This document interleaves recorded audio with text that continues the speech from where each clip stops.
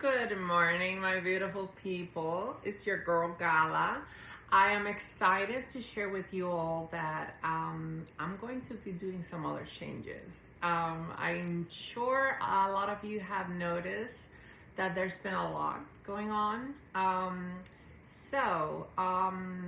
Just to give you a quick rundown on the latest developments, I decided to initiate the process sequence of becoming a full-on blown woman.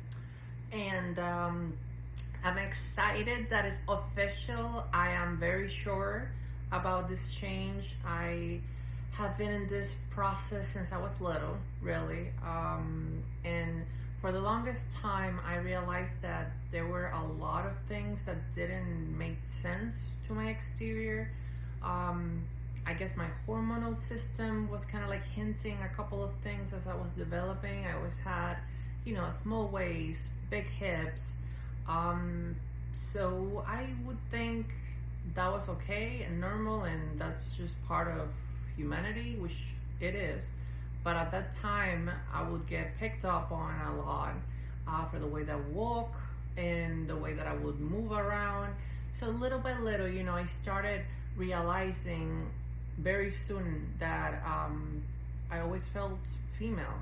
I would always see myself and my family and, be like daddy's little princess. That was literally my full childhood. Never said it out loud, but I finally, started doing stuff on the side. It was Cuba after all, so you can do so much there. But I started dressing up and getting my stuff together, and I would go to clubs. I would have fun. I would see other drag queens and, see those beautiful, gorgeous humans making comedy and singing and just being fantastic and fabulous. So, it was one of those moments where I was like, okay, I can definitely see myself doing this. So I went on a Halloween little contest. I ended up winning, and I did a little solo of one of my all-time favorite songs, Black to Black from Amy Winehouse, and it was pretty incredible. I had a really great night that night, and mind you, I was wearing 13-inch heel stilettos. I was a freaking light pole. But that was my first day, doing it and feeling it, and with time I didn't really do it again. I was stuck on I need to be a normal gay guy at the time, and I needed to be masculine and learn how to talk. So when I go to a date, they wouldn't say, hey, you're too feminine for me, type of thing. Since I was in that body at the time, I was like, well, maybe this is what it is. Maybe this is what God wanted for me and what I should be doing. But, as time passed, I realized that a lot of changes kept happening, and this is me completely organically making them on my own, like my own body was doing them. I would not get a developed back like men do. I would have it doesn't look too small in here, but I have very small wrists and hands. And I have the smallest shoe size in my family, so that also didn't help. So a lot of things in my body kind of like were saying, hey, we know what's going on, really, and we are trying to make you see it. Even though you're like going on one direction, you might want to look at this.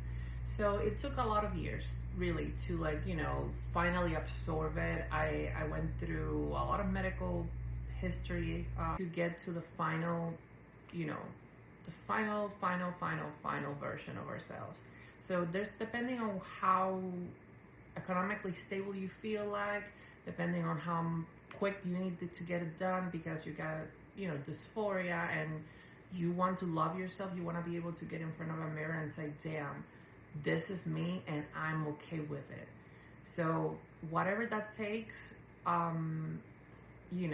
do it. do it for you. Don't do it for anybody else. Just do it for yourself. Be grateful and thankful for all that you put into the world, and then little by little you're gonna get there. It's not something that will happen from one day to another, but as long as you're staying consistent and you're doing as much as you can to get there, I don't think there's gonna be anything to stop you, other than, you know, finances maybe, or other things such as medical health.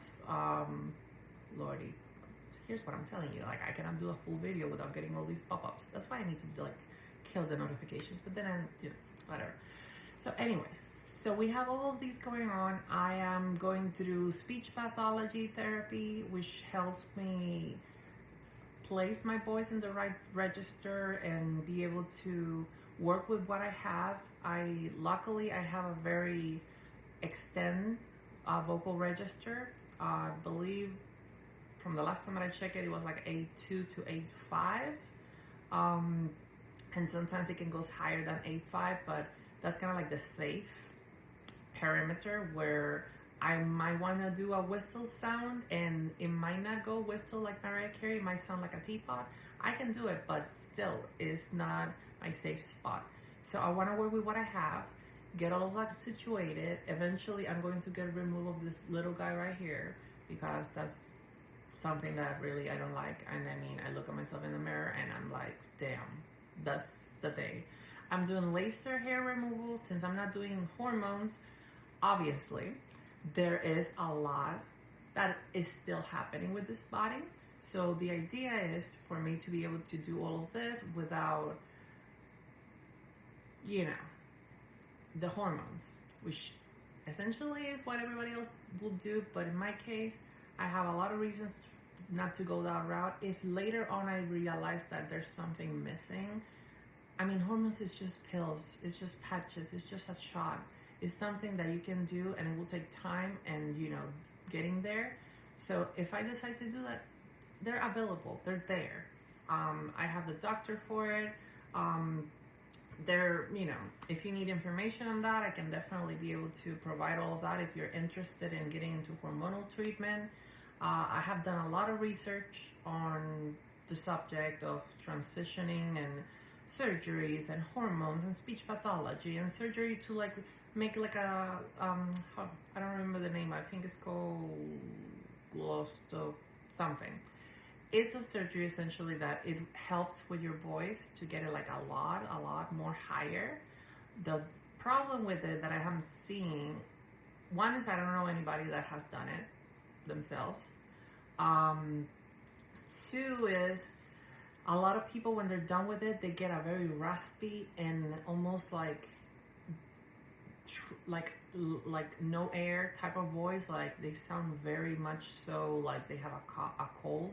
Yes, it sounds higher, but you barely can really hear them like having a healthy up and down. It's more like with the high tone. So I don't know. I mean, depends. If you have a very deep voice, maybe you want to do that. I think speech therapy is going to happen regardless of whatever you decide to do. So start there, see how do you sound, complete your thing. I haven't completed mine. I mean, I'm in class 2, and there's probably a bunch of those. We're doing once a week. I'm doing it with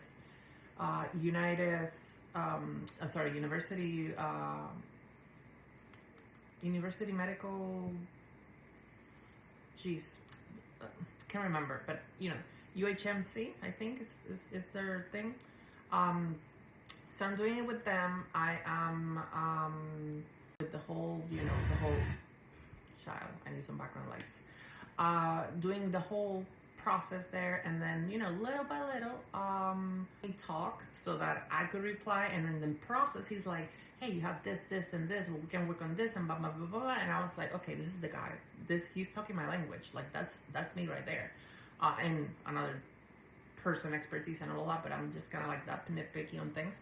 So, yeah, I'm excited. I cannot wait to get more stuff done. The next procedure I'm getting done is on March 7th, so please pray for me, because, you know, Every time I do surgery, I try my best to not think too much about it. But any friend of mine that knows that I'm gonna do it, I just say to them, please, please, God, please give me your best wishes, because I do feel them when I'm going through all of this. I think of all my friends, I think of my family, my loved ones, and I get the encouragement that I need to keep pushing forward and to make it to the finish line. So I don't think I have anything additional to say other than thank you so much for being here, for taking the time to listen to all these shenanigans. I know it's a long video. Most likely I'll have to post it in YouTube, because I don't even know if Instagram has that much length of videos. So yeah, and it might be a good time to actually start a YouTube channel. Might as well, because I do talk a lot, and whatever I can do to help. I don't know much about doctors outside of Florida and things like that, but I can definitely get you with the right professionals down here in South Florida, and I can do some research. I mean, I do it for a living. I'm a very good savvy Googler person, so we'll figure it out together. Just know that you're not by yourself. When I started this process, I had nobody to really look up to.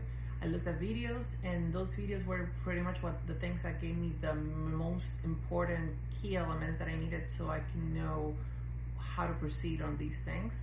So yeah, I am excited to show you the upcoming changes. We're done with the face. The face is perfectly fine. We're doing just laser to get rid of the little beard that I still have in this area here, and then I'm done. And once I'm done with all of that, I'll pretty much initiate the process of the body, and the body is going to look like a temple girl, because this beautiful creature here that you're seeing is going to start looking like a Greek goddess, and that's the goal of it. I mean, not for anything. My name is Galathea, so hello, I gotta look like that. But that's just preference. Everyone can look however they want, however they feel, however you feel inside. Just make sure that you're happy, and as long as sorry, it's like 7 a.m. here.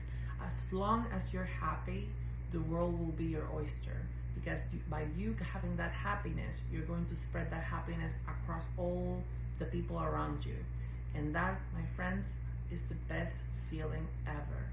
Be able to reciprocate and pass on that good energy throughout everyone that might need it. Anybody that will think, damn, my day is going horrible, but then they have that one person that will come in and will pass a little bit of that positivity and make their day. That's what it's all about. So be good to each other, be kind to each other, and stay connected, because I'm going to start making more of these videos. So ciao, see ya.